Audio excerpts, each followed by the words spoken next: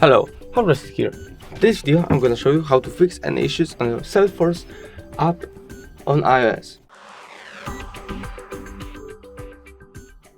So first what you want to check is go up to the App Store and check for the update on your Salesforce app right here.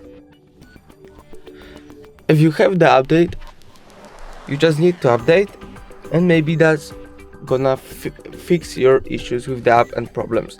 But if you have the newest version and still have issues, I'm gonna show you other way how to fix it.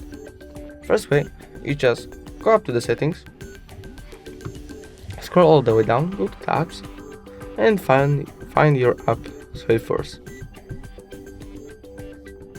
right here.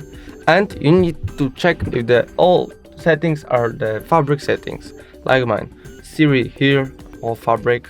Search here, all fabric. Background app refresh on, and language doesn't matter.